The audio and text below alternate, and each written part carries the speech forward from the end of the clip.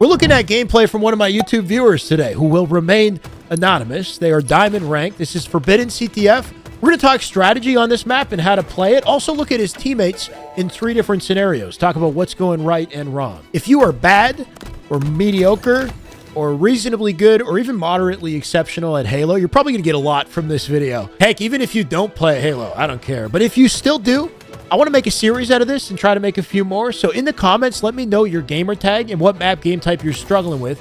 I might break your gameplay down in the next video.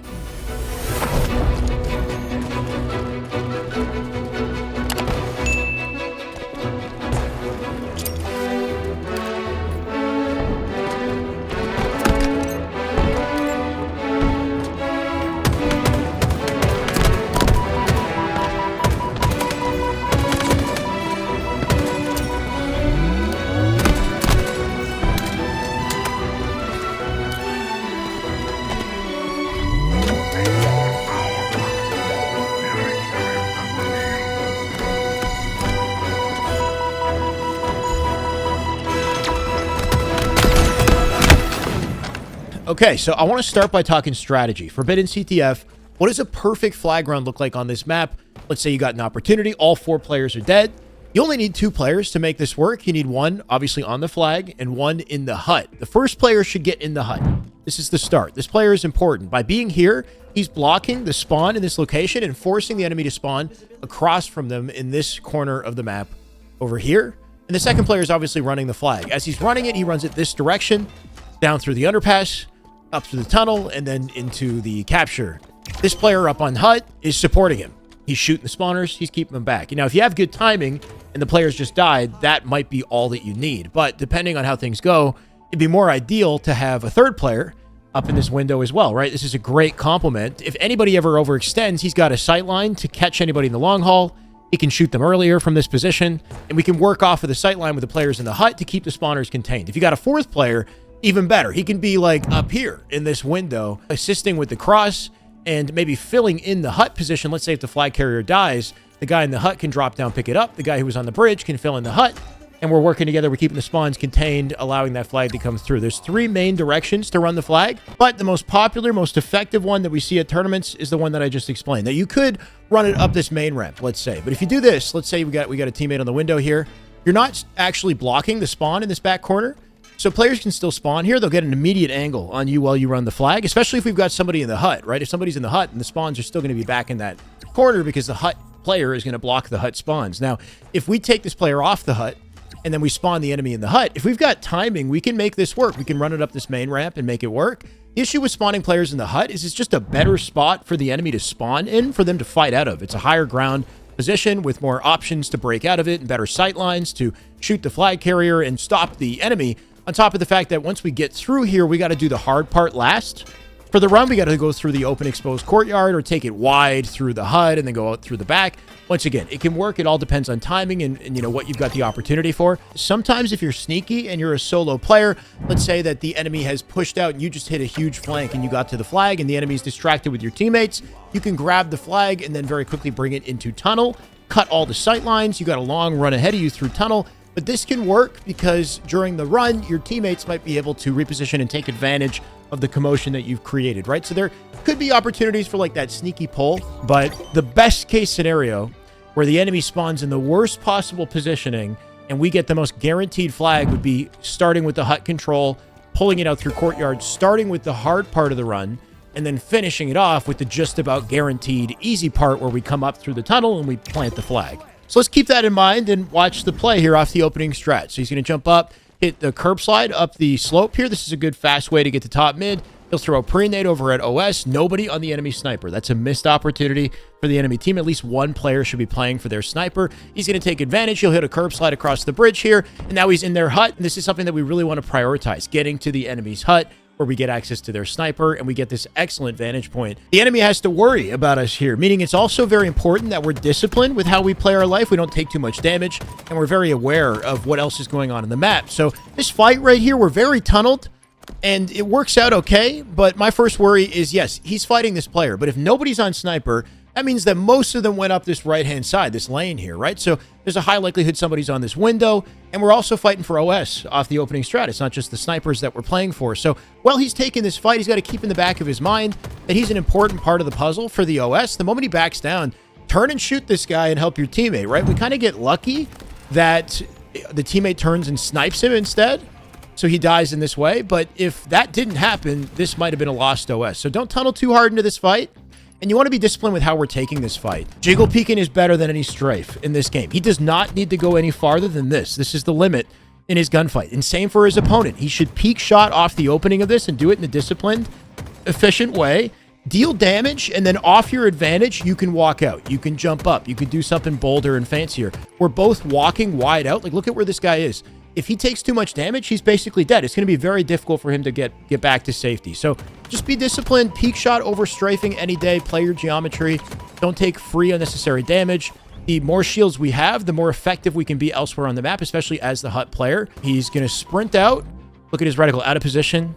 Out of position. He scopes in. I'm not sure if this is where he's expecting the enemy's going to go, but it's not where he is. So just making sure that you got your reticle placed as you come around the wall, and that you don't scope till you know exactly where he is, and you do it with intentionality. Like, you are scoping with intention, you're hitting that shot and executing this guy, and ideally he dies right away. Something's going wrong with our team here, and we'll worry about that in a second. But what's more important for this player is knowing his role, right? As the hut player, you are supporting the flag carrier. That is the primary thing that you're doing in hut. Now, yes, the sniper is up on the other side of the map, and he turns to try to snipe him. This is Sniping Fundamentals 101.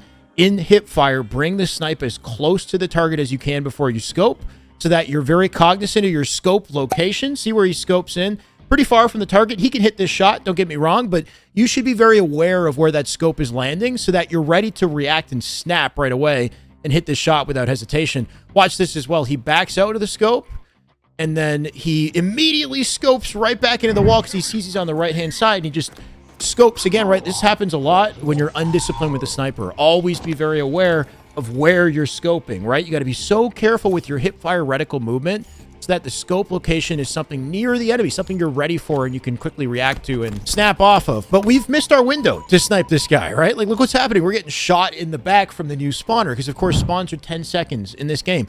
That guy who died top mid spawns 10 seconds later. The guy who died shortly after, he'll be spawning shortly after that, right? So this is the first spawner shooting us in the back. We're ignoring him, and he's now beelining for our flag carrier. Somehow they trade, and then the second spawner, there he is, directly in front of us. The spawns like to mirror in this game. This happens a lot. You got to be ready for this. He just gets melted and then dies immediately. So just know your role in this situation. As the hut guy, you're blocking the spawn and you're protecting the flag carrier who's running the flag. That's the primary thing you're doing. Yes, he had a window of time. He could have hit this shot, but after that, this is not his priority anymore. Just cut the sight line. It's an isolated fight, right? The snipe's out of the picture, and we just worry about the spawners and keeping that flag carrier alive, and this could work. Now, that doesn't mean that he's the only one making mistakes here. Here's player 2 with the OS. He's jumping in. This is a Halo no-no, okay? Don't do this. If you see a one-shot target, just shoot him. Kill him with the bandit. Be patient. Hit the head. Make him die with the bandit. Because if you go for the beatdown, then you give your opponent an opportunity to melee you, and you lose a lot of shields, or you might be one-shot if you don't have an OS. So never give your opponent a free opportunity to get a beatdown on you like this. Is a missed opportunity. And then the clambers here too. Clamber. This is... he just has to turn his auto clamber off, I think. We should be skipping this. Crouch jump up. Be aware of the long haul. Open for a spawn. You can get 2, 3, maybe even kill this guy. Shots into him before we grab the flag. And then the run. He jumps and tosses it. Misses it, unfortunately. We go out. And then we run back and grab it. So we've like wasted some time here. He jumps out with it again. Somehow the nade tags him, and here we are. We trade.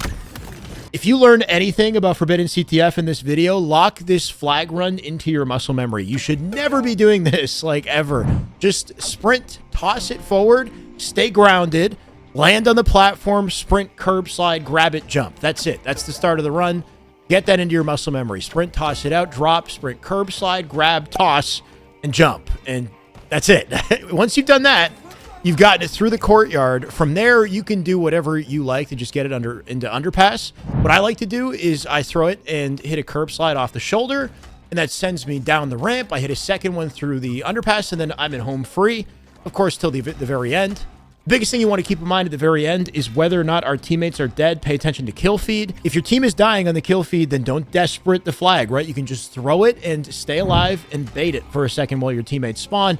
Try to secure a kill, safe vantage so that we plant it in and we don't desperately die and they get an opportunity to return it. But if you do find that opening, then go for it. We're basically home free. Enemy flag returned. Enemy captured your flag.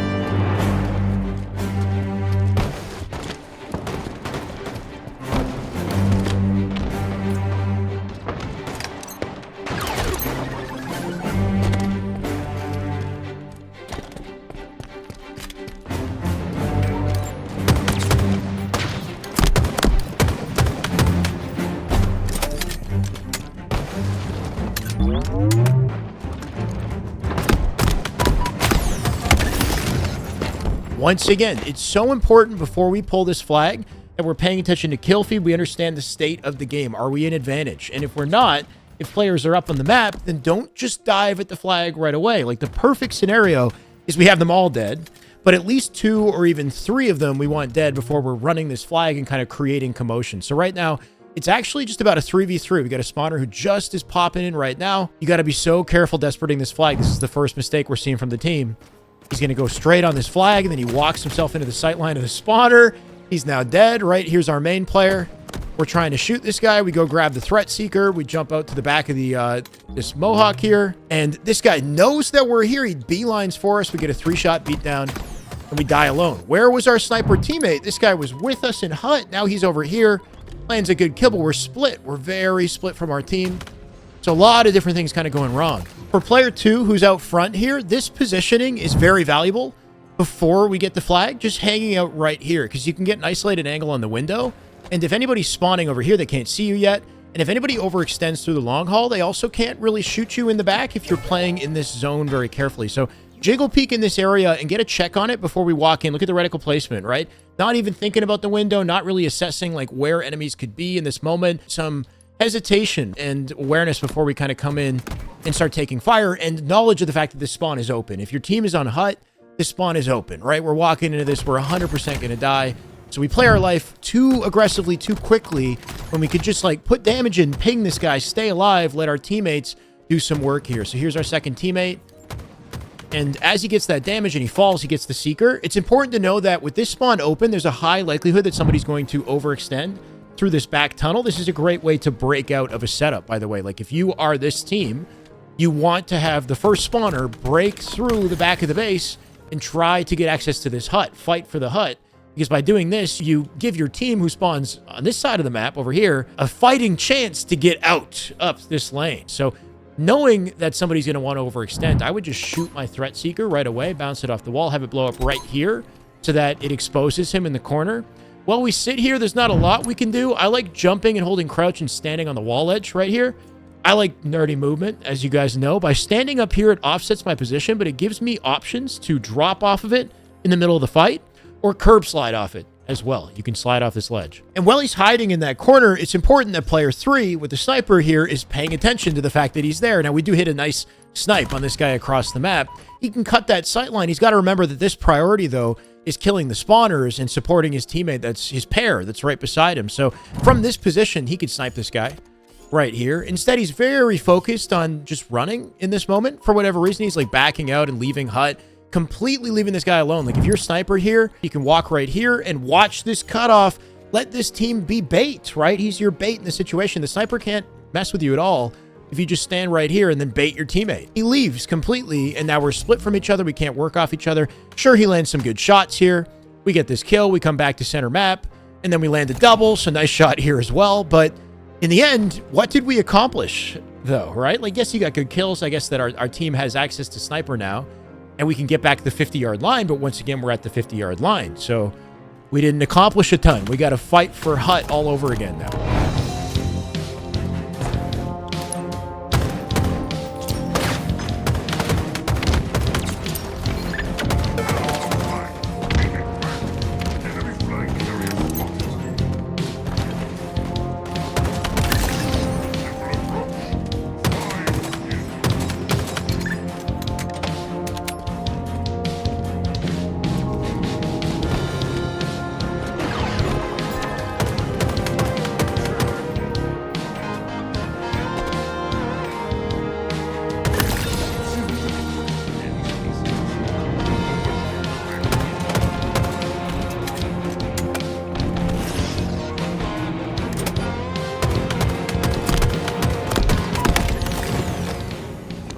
Gets the flank on OS, cleans this guy up without hesitation. He goes back, snaps onto Mohawk. We get this kill as well.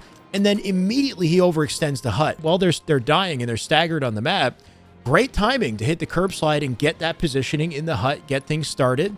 Ends up flanking a player in hut here as well. And he's very patient with his life. He sees a second player who spawns. He decides to just play it back. His opponent ends up running right back to him. He gets the cleanup. We're now controlling hut here. OS is spawning up, and our team is fighting for it. So this is a great opening we've got for a flag here starting to happen. Could have just kept shooting this for the record. Cut the sight line. Doesn't need to reload. Just keep shooting. Do your damage. Support this in this one moment. Well, yes, paying attention to your right-hand side. He's getting pushed here. Sometimes it's better to just play your positioning. Like, if he just jiggle peeks out the right side, he wins this fight like 9 out of 10 times from this position. Instead, he kind of wraps out this way. You find sneaky timing, though. If you get this opportunity, make sure you hit 3 shots, like guaranteed. You really got to hit the first 2 at the very least. Once you nail the third, sprint beat down and guarantee that kill as quickly as possible so that it doesn't become a trade. He could have avoided trading in this situation, but he still killed 2 players and he created an opening for his team to pick up off of. And it's so important as the team to recognize these openings. So this is player 4. As he comes in here, we got dead bodies everywhere, but on the kill feed, there should be at least 1 dead, and then the 2 more from the hut, and we also picked up OS. This OS teammate is extending out the bridge and creating that perimeter. Here's the defense in the spawn block, right? Coming out from the OS. So this player in the window, if I'm him, I'm diving. You have to be very quick with your timing for situations like this, but it can work. Most of the enemy is on respawn right now, and this is the first spawner right here. He's got a threat seeker on his back pocket. If he dives out, slides off, shoots the threat seeker to reveal his location, it comes up like full aggro, and they shoot this guy together. He shoots him with the support of the teammate on the bridge. That guy gets melted. We pull flag out courtyard, and we just start running. He could actually beat that timing and make this work, especially because we have the OS teammate to really deal damage. So he throws the seeker, then he goes out to the left side. This is not what I would do in this situation. We're only 2 alive here, right? Like, well, we've got some timing. We don't want to split from our 1 surviving teammate. Stay within his sight line or you'll die alone, which is exactly what happens. He ends up shooting the spawners here, but he's completely isolated. And while he's split off and dying alone, here's our OS teammate. So he wraps out through and decides to go get the flag himself. He actually hits the run here, turns, throws it, hits the curb slide. Excellent. This is the first part of it, right? But you're alone, and you got to know you're alone. You can't expect to desperate against 4 players. The whole run, we go the whole way. Like, at some point here, you're going to want to split off. You'd probably die either way, but if he could just toss it down the stairs and jump himself into hut, like if he manages to live anywhere and prolong his life, then there might be an opportunity. But now we got a flag down to the center. And here's player 1. He's zooming off a spawn, trying to catch up to this flag carrier in mid. All you can do in this situation is just max damage to any target, like know where they're going to be, shoot the plat, be aware of hut so you can back out, not die for free. Just do any damage you can, get your kills. He hesitates, looks back at his teammate for some reason, and then runs out, doesn't shoot anything, drops on the flag. Good luck. That's it for this one. Hopefully some useful concepts you can apply to Forbidden CTF, to the rest of Halo, or life. Honestly, if this benefits your life, then I'm definitely winning by making these videos. If you want more from me, by the way, I might be live on Twitch right now, Friday, 4 p.m. Eastern. I'm doing back-to-back coaching sessions with Warlord and Eli the Ninja, the #1 and #2 Medify coaches. They'll be looking at my gameplay. So check that on Twitch. I'd like it on YouTube at some point, but if not, at least on Patreon. Big thank you to my Patreon subscribers. I got extra content there, and I plan to upload VODs and coaching, more of that stuff on that platform. So go check that out, and feel free to support me if you'd like, or just watch more of my videos right beside me. This is the way.